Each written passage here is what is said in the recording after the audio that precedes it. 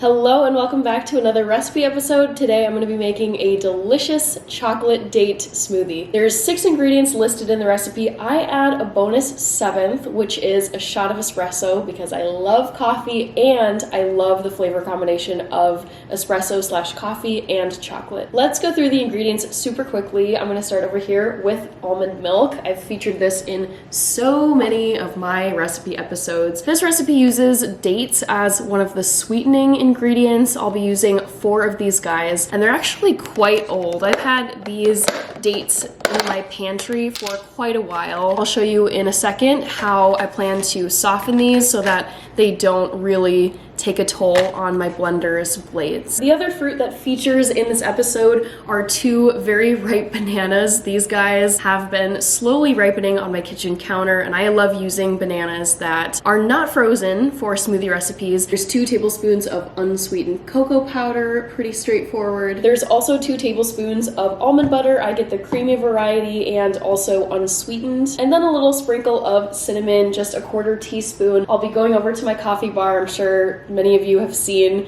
my little coffee bar station in some of my other recipe vlogs, so I will just use one of my Nespresso pods to quickly whip up a shot of espresso and throw it in the blender. To go back to what I was saying about the dates, they are very old, very crunchy, very hard, like rock hard. I would not bite into these. The recipe mentions a super easy way to soften the dates. So what you do is you take a measuring cup and you fill it up with water. I just throw mine in the microwave for several minutes so that the water is almost boiling. And then you throw the dates in and you let them soak for about 5 minutes. I'm gonna get started softening the dates, so I'll just fill up my little measuring cup and pop this guy in the microwave for a few minutes.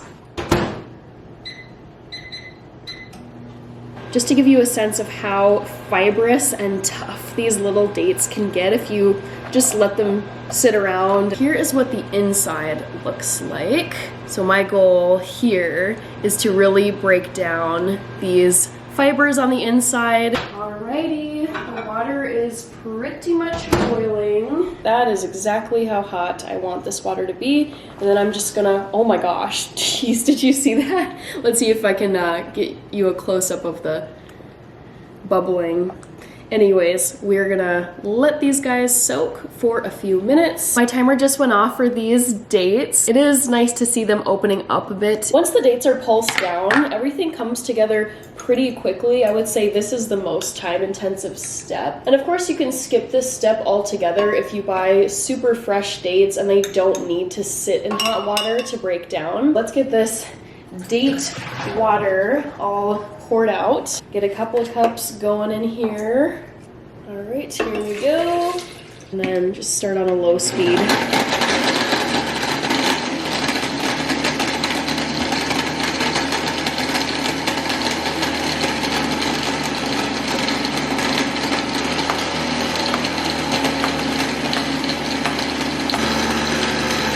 These bananas, you can tell, are super ripe. They're very squishy. Just gonna scoop them in super quickly and then get this blender going again. In you go, little bananas.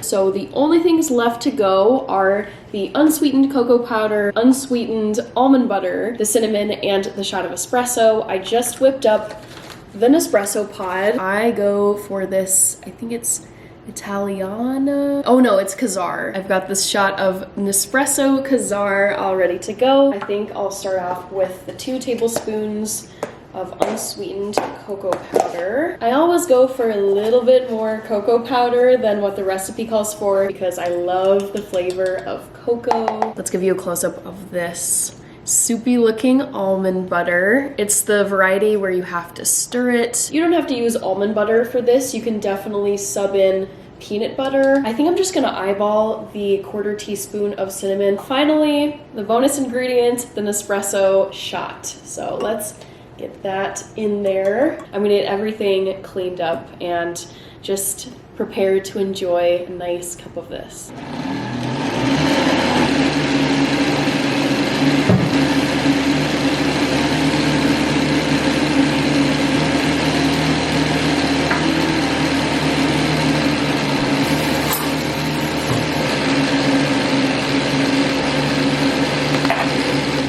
gosh, doesn't this look so good? I really like my smoothies to be liquidy, more liquidy than shake consistency. What would life be without chocolate? And of course, I will link the recipe in the description box below so you can try this yourself with or without a shot of espresso. To make this episode a little more visually cohesive, I went to my local grocery store and got these disposable paper straws. Here's your close-up of this chocolate date smoothie. I also kind of like this froth that collects at the top. It reminds me of drinking a shot of espresso or getting a nice coffee drink at Starbucks or somewhere else. So good.